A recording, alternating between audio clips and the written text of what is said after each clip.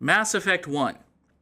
It all begins a few years before Mass Effect. So basically, it turns out that there are these ruins on Mars, and these ruins on Mars are from this 50,000-year-old dead race of people called the Protheans, and it's cool, and it's like, oh, holy shit. You know, we as a civilization of people have been, like, going out into space and just kind of fucking around our solar system, but, no, wait, it turns out that there's, like, Pluto, the planet. Well, Pluto has a moon. It turns out that that moon is actually a weird space teleporter, called a mass relay encased in ice. And we go there. We can figure out, thanks to these ruins on Mars, we can figure out how to go through it and be like, hey, we can go through this and get teleported to fuck knows where. Turns out you get teleported into a fight with a sentient race of chicken people called the Turians, and that's bad, and that's called the First Contact War. And all of this is pretext for 20 years later, a video game called Mass Effect happens. So you play as Commander Shepard, and Commander Shepard is a human person who may or may not be a dude or a lady, depending on which one you choose.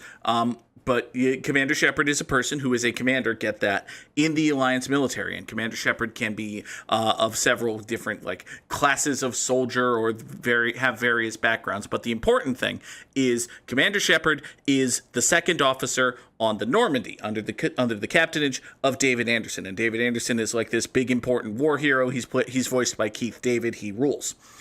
Anderson and Shepard. Anderson brings Shepard in to a meeting with Nihilus. Nihilus is a Turian Spectre, and the Turians are the chicken people with whom humans went to war 20 years ago, and it's fine. They're not quite friends, but definitely not at war with each other anymore at the moment. It is important at this moment to note that Nihilus is a Spectre, and a Spectre is this thing that is basically, God, this is going to be such a long-ass fucking recap. Oh, well. A Spectre is like James Bond.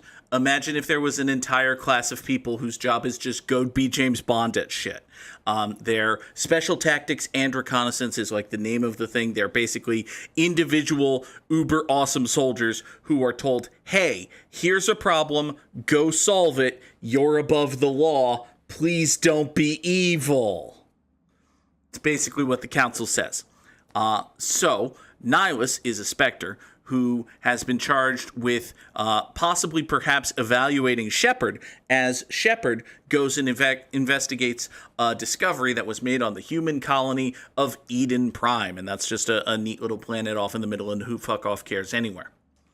So Shepard and friends go to Eden Prime. And by friends, we mean Shepard has two crewmates who are if I use a gendered pronoun for Shepard, it's going to be her, because my Shepards are always female, because, well, you've seen the way we make characters here on this channel. It's always some sort of dark-haired, purple-accented lesbian, basically.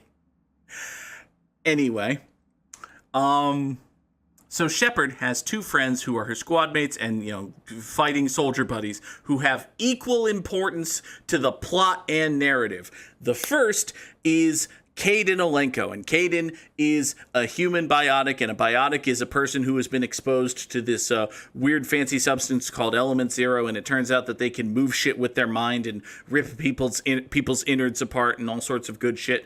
And Kaidan has like a long storied backstory of how he went through biotic training and how it was really bad and how he can't have the fanciest biotics because of his brain or something. But he's still good and fun and awesome, and he's a potential love interest if you're interested in that. And he's voiced by Raphael Sbarge, who you might know as the guy who played Jiminy Cricket on Once Upon a Time and a million other things. So one of Shepard's squad mates is Kaidan Alenko, and the other one is Jenkins, who dies in the first 10 seconds. So, hi, Jenkins. We meet Jenkins, and then we go to the planet, and then the Jenkins dies. So, oh no, Jenkins dies! Because it turns out that this colony of Eden Prime is not just a place where we found a thing, but it is presently under attack! It's presently under attack by a race of alien mechanoid machine people called the Geth. And the Geth were built 1,000,000 years ago by the Quarians, who are another race of aliens. And the Geth were basically created as servants of the Quarians, but then the Geth rebelled against the Quarians Quarians and overthrew the Quarians and conquered the Quarian homeworld, and now the Quarians are basically Roma in space. Hey! Traveling the galaxy. I think Jenkins' first name is, I want to say Steve, but that might not be right. It's definitely not Leroy, but he does get dead very quickly, so that's bad. Anyway, the Geth have been tucked off in their own corner of space for a couple thousand centuries or whatever, but now they're here on this human colony of Eden Prime. Why? Good fucking question. Nihilus goes off to investigate this problem all by himself. Shepard and Kaidan and Jenkins go off to do it from their perspective, particular angle. Jenkins gets himself dead killed, which is good because it gives Shepard and Kaidan just time enough to meet Ashley Williams, and Ashley Williams is the last surviving human from Eden Prime. She's a soldier. She quotes poetry. She's like ultra racist. She really doesn't like aliens. But then over the course of the trilogy, by the way, Mass Effect 1 is the first game in a trilogy. Over the course of the trilogy, the game's like, maybe we shouldn't have any of these characters go so hard on the alien racism.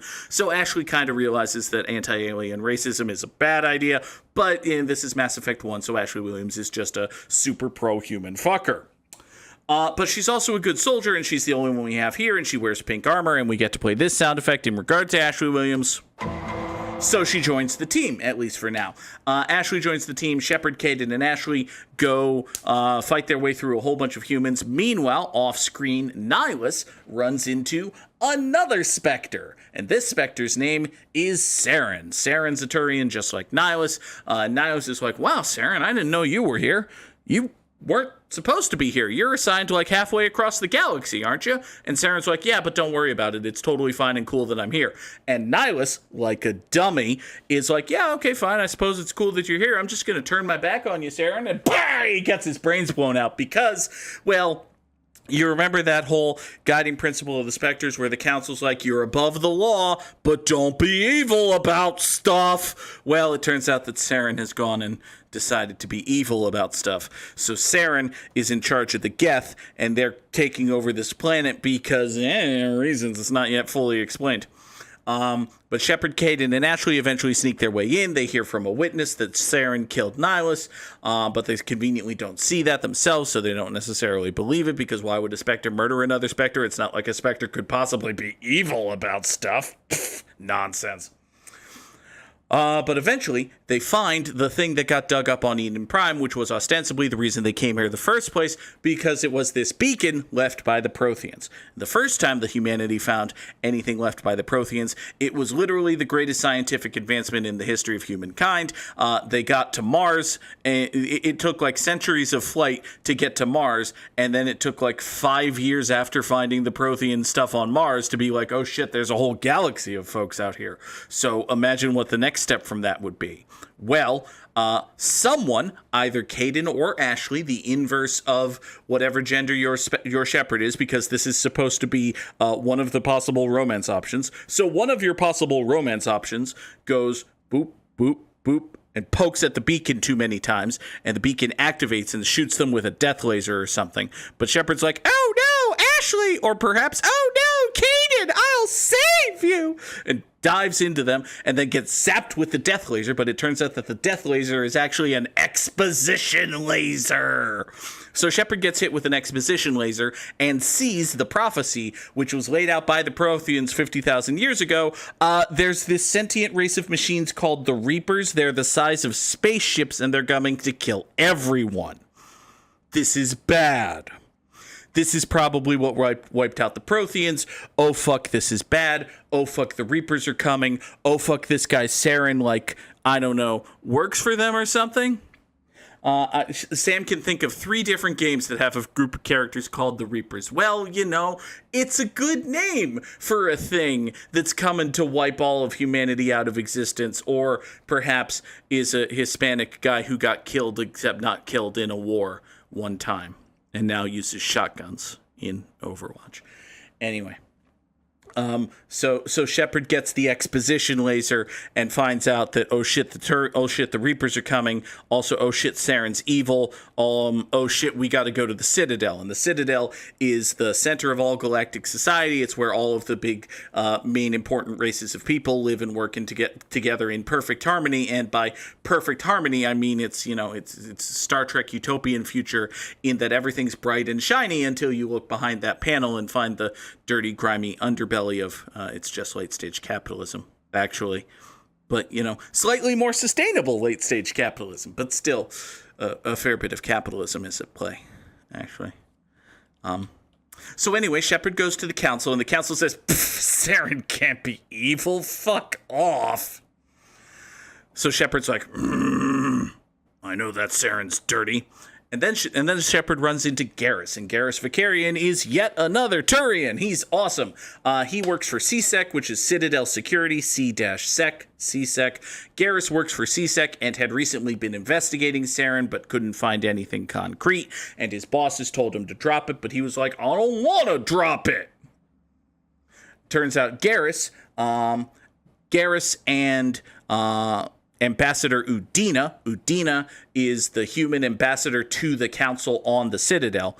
Udina and Garrus eventually point Shepard in two directions. One, there's this guy named Rex who was allegedly working to fuck up Saren in some way. And two, there's this chick named Tally who had some very important information about, I don't know, something, and was going to sell it to the Shadow Broker. And the Shadow Broker is arguably the biggest miss in all of Mass Effect 1, because the Shadow Broker is here introduced in the first 35 minutes of the video game as a big important NPC who's like an information broker who's behind the scenes masterminding, puppeteering everything, and they never really play a part in the plot after this again. But don't worry, we'll get there eventually when Sam redeems Goog recaps the plots of Mass Effect 2 and 3, which I'm sure is coming at some point. Not tonight. So we go find Tally. It turns out that Tally is one of those Quarians I was telling you about. They are basically just Roma in space. And also they have to wear environment suits pretty much all the time. They live in their spacesuits because they don't have a homeworld anymore. They just live in ships.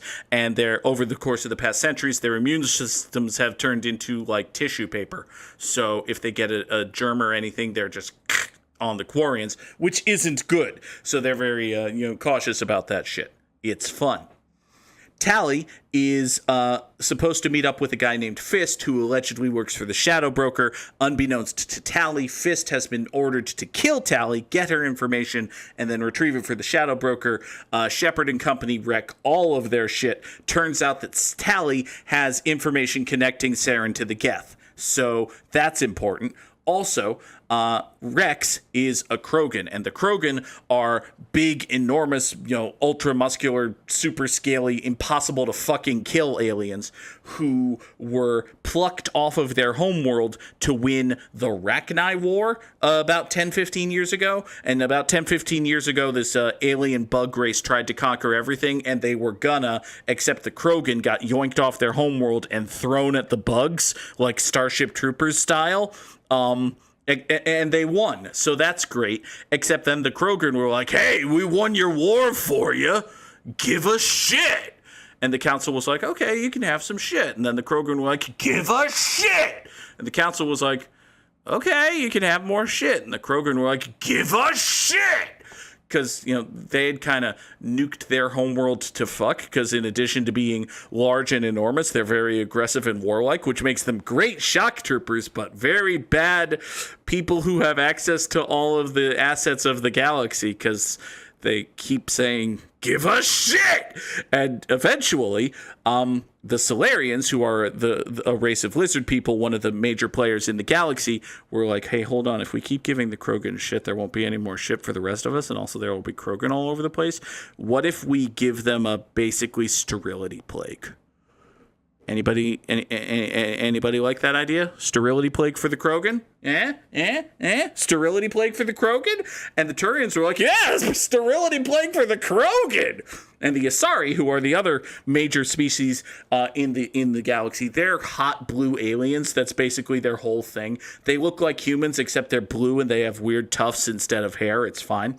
The Asari were like, I don't know about this sterility plague thing, but the Turians and the Solarians were like, sterility plague! So they unleashed a sterility plague on the Krogan, which meant that like 1 out of every 1,000 Krogan infants actually survives being born, which is really bad when you think about it. And has reduced the Krogan to their previously they weren't even a species that had achieved spaceflight. They were just kind of plucked out of shit by the Solarians in order to win the Rachni War. And now in order to solve the problem that they created, the Solarians were like, sterility plague! So now they're second-class citizens of the galaxy, and if they're lucky to, 1, survive birth, and then 2, get off of their homeworld, they basically just find work as soldiers and mercs and ne'er-do-wells. And one of those ne'er-do-wells is a big Krogan named Rex, and he was here ostensibly working for the Shadow Broker, but also he just wanted to murder Fist, and he helped us murder Fist, so now he's our friend, basically, because, listen, we're good at fighting, and we fuck shit up, so now Rex is on the team.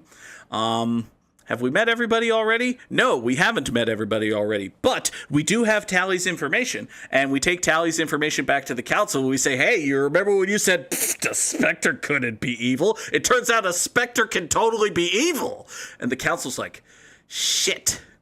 It turns out a Spectre can totally be evil. Well, Shepard, you're a Spectre now. Go get that guy. So Shepard's a Spectre now, first human Spectre ever. Awesome.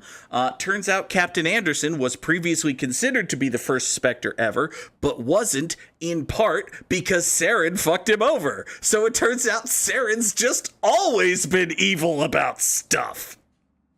Why am I not on the Goog face cam for this whole Goog is yakking in the direction of the thing? I don't know. That's a good question. So it turns out that Saren's just always been evil about stuff, and Anderson's now all old and voiced by Keith David-y. So he's like, Shepard, I want you to have my ship. That's what Keith David sounds like, by the way.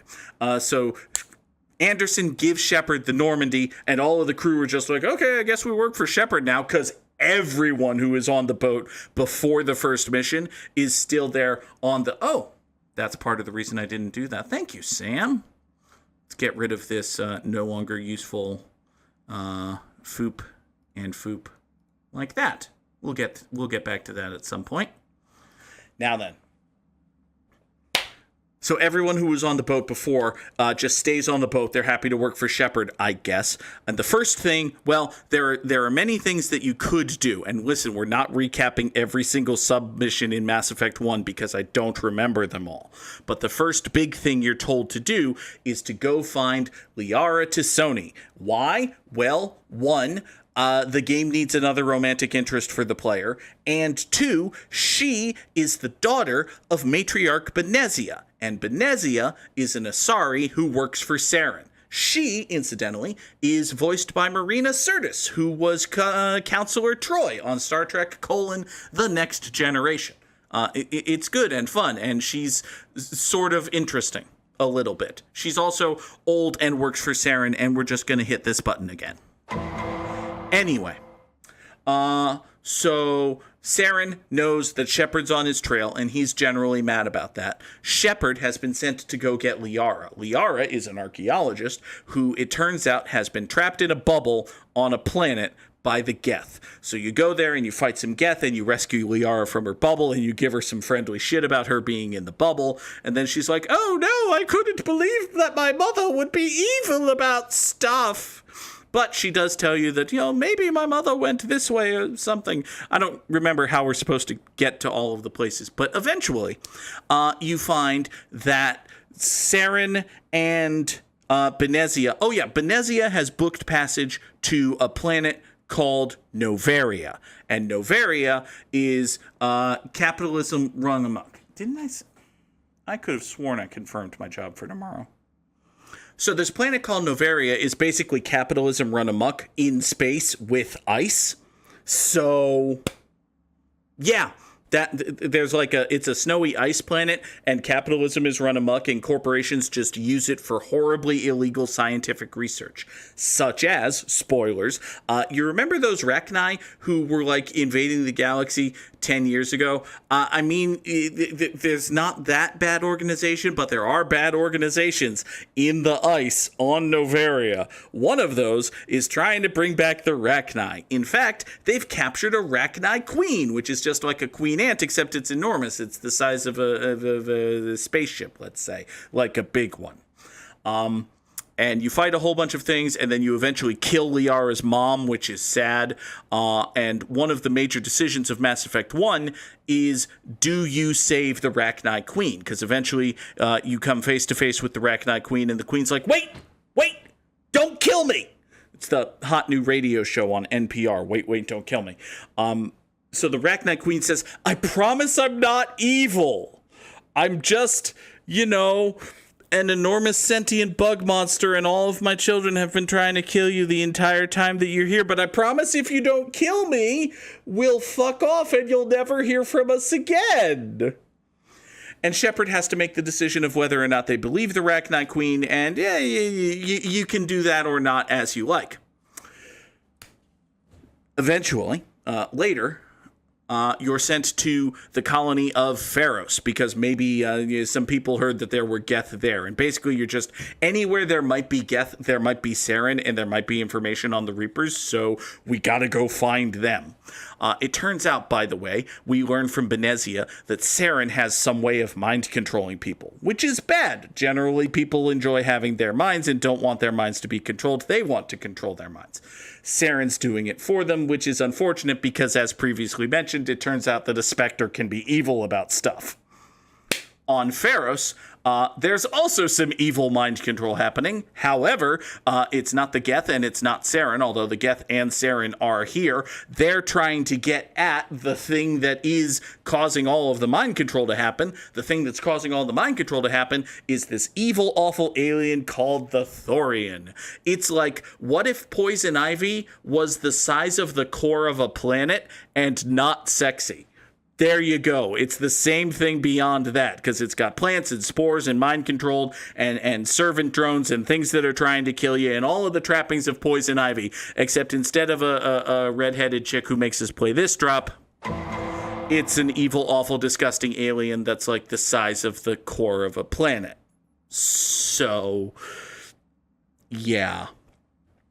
Anyway, you fight and kill the Thorian. You don't get a choice in this one. You just fight and kill the Thorian. But then Saren and the Geth fuck off to live to fight another day. You do, incidentally, have the choice as Shepard of whether or not you're going to butcher murder all of the colonists who have been mind controlled by the Thorian and are sort of trying to kill you. Like, you're given these stun grenades that, as far as you know, may or may not work to paralyze them so that they can be treated and not killed, or you can just whip out your weapon of choice and end their existence. That, again, is a choice that we will leave to you. So, after Pharos and after Noveria, and after whatever planet Liara is on, I don't remember that one. But after you do those three things, you're told about another planet, and oh shit, it turns out that Saren has a research base, and oh shit, it's on Vermeer, and oh shit, you remember that whole sterility plague we told you about? The thing with the Krogan, where, like, they were totally gonna overrun the galaxy were it not for the sterility plague? Well, Saren found a cure for that. So, that's a thing that Krogan have wanted for centuries, and depending on your morality and perspective, may or may not be like a good thing to have in a vacuum, but it's very bad for Saren to have an army of Krogan at his back, because, well, he's already got an army of Geth. We don't need Saren having an army of Krogan and Geth. So, you go to Vermeer, and Rex is like, hey, wait a minute, Shepard. This whole cure the genophage thing, kind of important. To me as a Krogan, and the Krogan as a people, we sort of need that to, like, exist and not be second-class citizens of the galaxy. So, I'm all on board with murdering Saren, but we should try to save that research. And Shepard's like, no, we shouldn't. And Rex is like, yes, we should. And Shepard's like, no, we shouldn't. And Rex is like, yes, we should! And he gets ready to Hulk smash the shit out of you. And it is at this point that Shepard, you as the player acting as Shepard, can make the choice of, do we really, truly, desperately want to talk Rex out of this? Or do we just shoot Rex in the face and say, fuck it? Because you do have the option at this point of just shooting Rex in the face and saying, fuck it. And if you do that, Rex is dead, and if you don't, Rex isn't. There's no scenario here in which Rex fucking kills you, but you and Ashley, you remember how Ashley is racist against Krogan? Well, here she is. Ashley can fucking help you kill Rex if you want. We will leave that again as an exercise to the player. So, with Rex having been with Rex having been mollified one way or another, let's put it that way, we go deeper into the planet. We meet this captain called Kirahi. He has a whole bunch of fuckers with him. You might or might not care about helping them out of all of their troubles. If you do, Kirahi survives, and it's nice. And if you don't, Kirahi dies, and it's sad. Oh, well.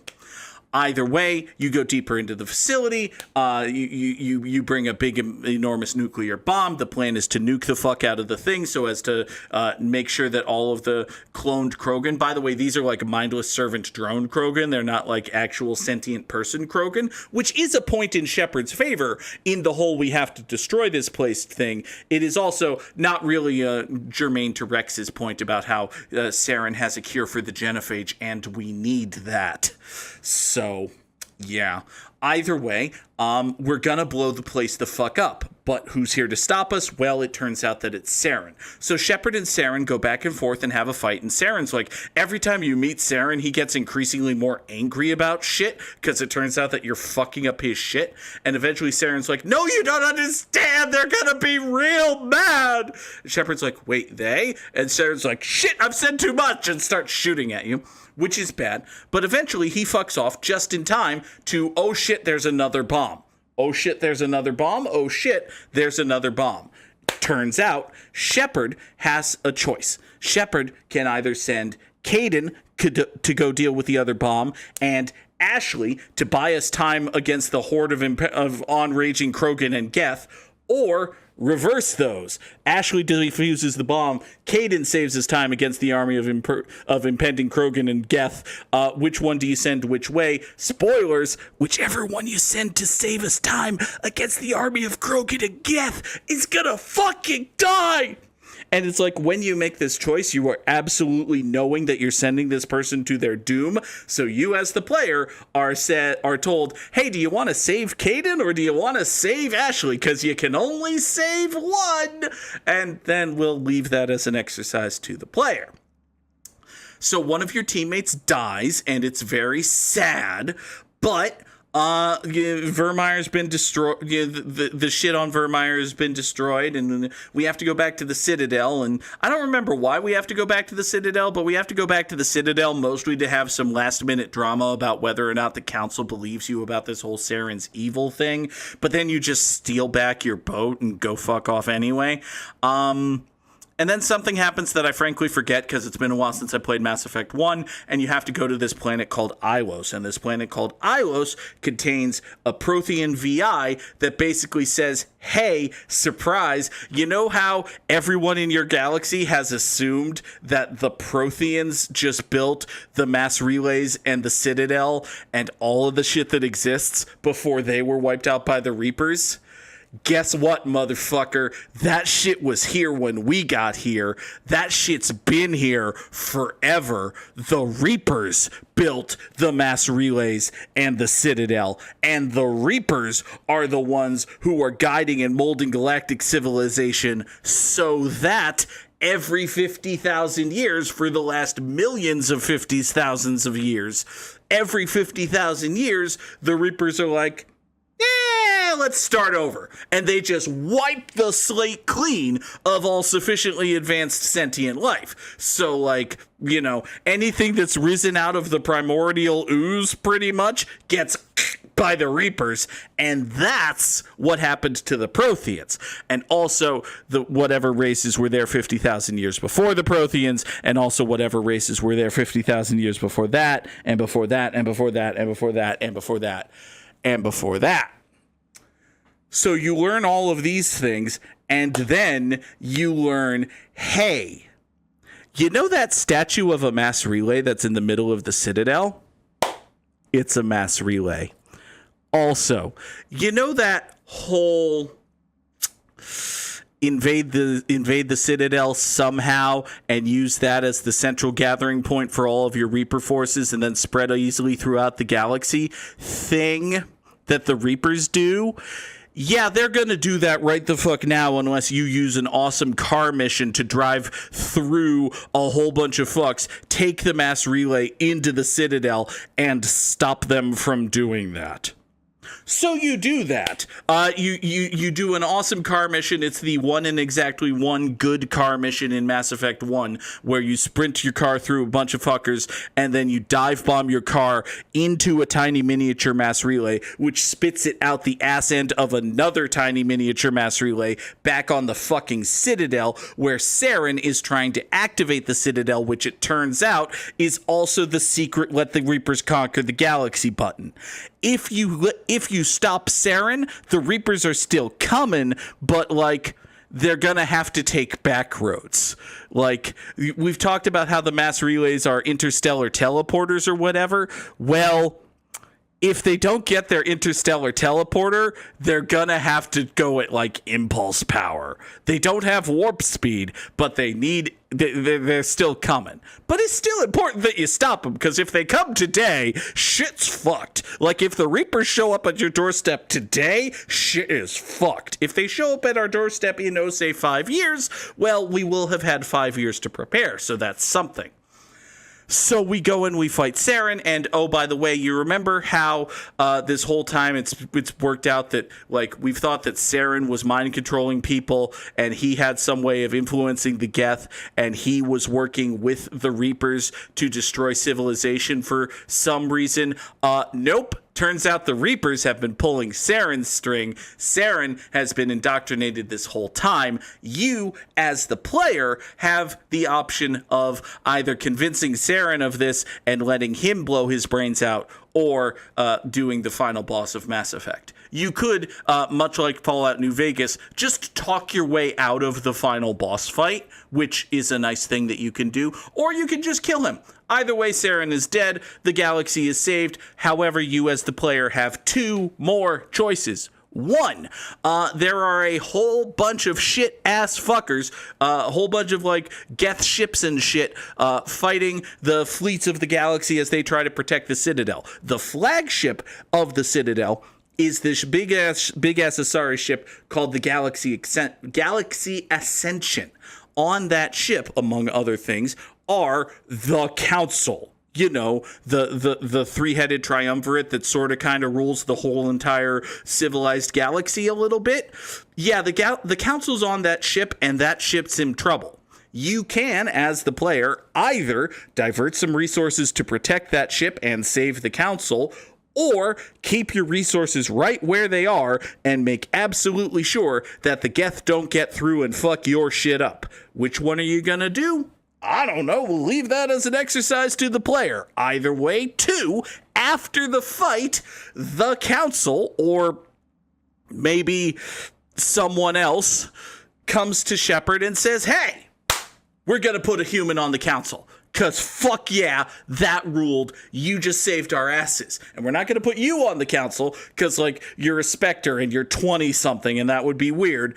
But we're going to put a human on the Council. And you, as Commander Shepard, person who just saved our fucking asses, get to make the choice. And because Shepard only knows like 6 people and 2 of them are human, your choices are between Captain Anderson, whose qualifications to be on the Council include being the captain of a starship and being voiced by Keith David and being nice, or Ambassador Udina, whose qualifications to be on the council include, interacting with the council on a near daily basis, knowing the ins and outs of galactic politics on both the macro and micro levels, having personal experience dealing with the mundanities of the Citadel, knowing the bureaucracy of the council in and out, having previously established personal relationships with anyone. He's basically the most qualified dude in the history of dudes, but he's a shithead. So, nice, likable dude who might be good because he's nice and likable versus dude who would definitely be good at the job but is a motherfucking shithead. Which one do you pick? Well, we'll leave that as an exercise to the player. This has been Goog Recaps the Plot of Mass Effect 1, and I did it in 40 minutes. Mass Effect 1 has less plot than Final Fantasy X. Maybe. Hey, Mage Hand.